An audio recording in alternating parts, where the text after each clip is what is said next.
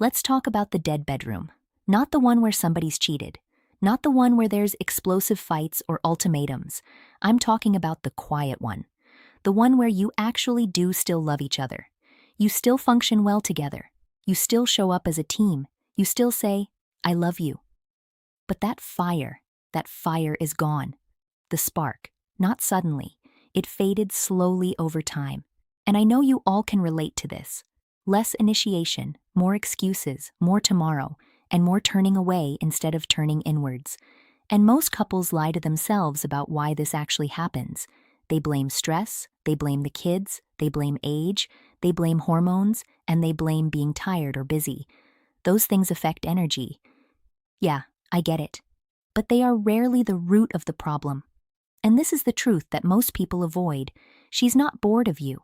She is bored how you show up and how you do it. How predictable the dynamic has become and how neutral the energy feels and how flat the polarity has gotten. And men, this conversation, it starts with you. Not because women don't matter, not because women don't have responsibility, because they do, but because polarity requires leadership. And that leadership starts with you. When masculine leadership disappears, guess what disappears with it? Desire. Most couples misdiagnose dead bedrooms because they ask the wrong questions. They ask stuff like this: is something wrong with me? Is something wrong with her? Is she still attracted to me? Is it hormones? Is it stress? Is it time? But let's be honest, dead bedrooms are rarely about attraction disappearing. They are about the tension disappearing. Attraction doesn't die because people stop loving each other. It dies because the relationship stops generating that electric charge. When everything becomes known, familiar, managed, explained, and predictable, the nervous system goes neutral. And neutral does not equal erotic. That's why vacations don't fix dead bedrooms. Why date nights don't fix dead bedrooms. Why lingerie just doesn't fix the dead bedroom. It goes way deeper than that. The issue isn't necessarily effort. Again, it is the energy between you two. You can put effort into a flat dynamic and still feel nothing, and I bet a lot of you are doing that. So, let's clear something up. Sex is not optional in a healthy romantic relationship.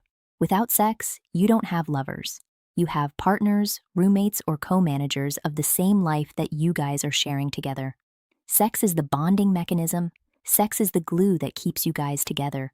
It regulates your stress. It reconnects you after conflict. It releases tension, and it restores polarity. When sex disappears, something always replaces it.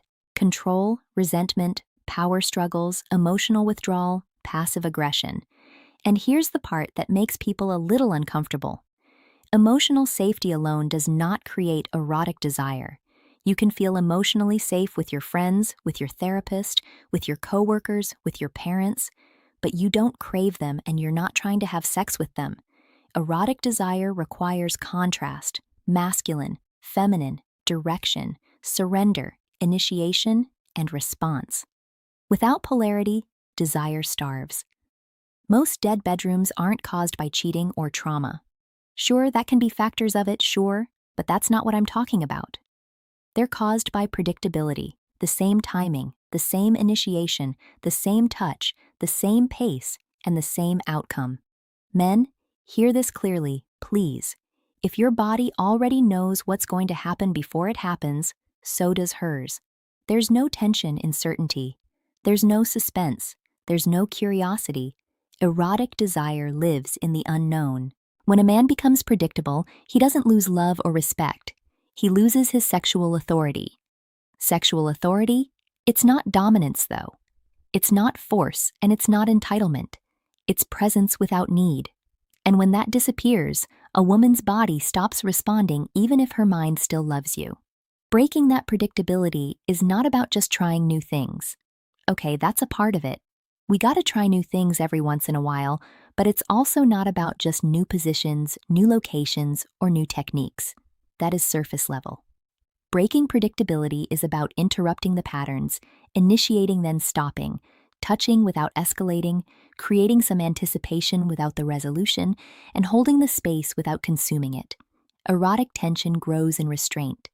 If everything always ends in sex or rejection, desire collapses. Tension needs room to grow and build. Masculine leadership and intimacy is not force, though. It's direction without attachment to the outcome. A woman does not open when she feels begged for. She opens when she feels led and desired. Desire dies the moment sex becomes a reassurance check. When initiation is really asking these questions, do you still want me? Am I enough? Please validate me. That energy is felt immediately. Desire is a nervous system based, not logical. You cannot argue desire into existence, and you cannot negotiate attraction. You just can't. You can only evoke it and build it. Men, understand this clearly.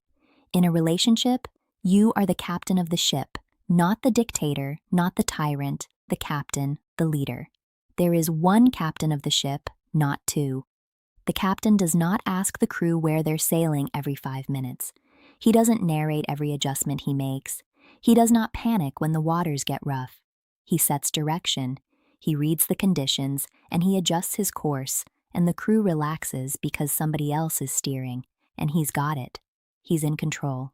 When a man loses direction, the ship doesn't stop moving. It just drifts, and drifting creates anxiety. When a woman questions or pulls back or tests your direction, she's not asking you to surrender the control. She's asking, hey, are you still steering the ship here? And guess what? A captain doesn't argue with the waves, right? He adjusts his sails to them. That is your masculine leadership. Taking control doesn't mean just total domination. It means initiating without anxiety, deciding without over-explaining yourself, holding your boundaries without anger, and remaining steady when emotions rise because trust me, they will. A captain makes the call and he owns it. That ownership creates trust, and trust allows her to relax, soften, and respond to you. Most dead bedrooms begin when men abdicate the captain's role. They become overly accommodating, over-explaining, approval-seeking, and emotionally reactive. And guess what? That ship no longer feels led, so guess who starts to steer? She does. Not because she wants to, because trust me, she doesn't, but because somebody has to. And the moment she starts steering, kiss polarity goodbye. Desire does not survive when both people are fighting for control or when nobody is. Foreplay doesn't start in the bedroom. It starts in how you carry yourself, how you speak, how you handle pressure, and how you move through that space. Foreplay fails when every touch is a request, every kiss is a test, and every hug secretly leads and wants more. Woman's body closes when affection feels like any type of pressure. Erotic foreplay is presence without any agenda. Touch her, then stop. Hold her, then release. Control yourselves, guys. Create charge without any type of consumption. Here's another hard truth. You cannot talk your way into erotic polarity. Many couples kill desire by overprocessing everything, explaining everything, and analyzing everything. Sex becomes a topic instead of an experience. If you need to explain your desire constantly, it's already gone. Erotic energy requires felt experience, not verbal negotiation. And this doesn't mean silence, though. It means timing. Some conversations belong outside of the bedroom. Some emotions belong in containment, not expression. And women, this part matters. A lot of women shut down sexually, not because they don't desire their partner because they do, but because they feel overwhelmed, disappointed, or emotionally unsafe. And instead of addressing that directly, the desire starts to get weaponized.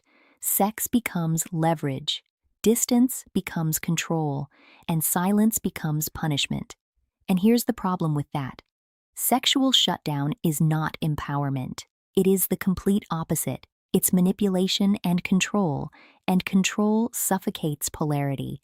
If intimacy only opens when conditions are perfect, when moods are managed, and when resentment is resolved, desire does not feel invited ever.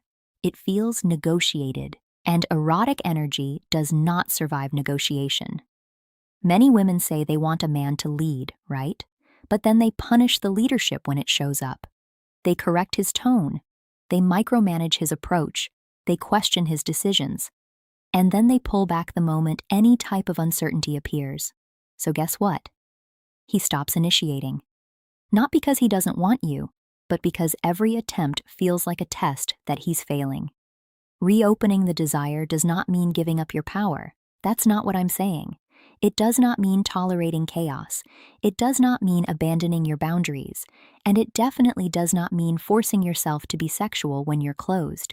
It means learning the difference between self-pee protection and self-sabotage. Power is not withholding. Power is responsiveness.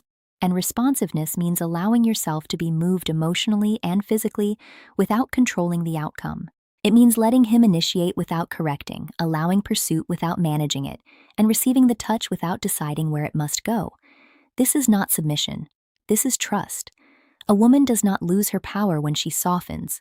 On the contrary, she loses her power when she closes and waits to be chased while resenting the chase. Desire returns when there is room to respond, not when everything is tightly controlled. If you want the passion back, polarity has to exist. That means leadership on one side and receptivity on the other. And that brings us to the reset. Not to have more sex, but to change the energy between you two. Touch without outcome, leadership without pressure, space without punishment, and responsiveness without control. Desire grows where tension is allowed to breathe and where it has some room. Dead bedrooms are not fixed with new tricks. They are fixed with leadership and direction from the man. If you want passion, stop being predictable. If you want desire, stop negotiating it. And if you want her to open up, become somebody that she can actually relax into and become a little interesting. Men, take the damn lead, and women, stop trying to steer. If this made you uncomfortable, good. Time to do some homework.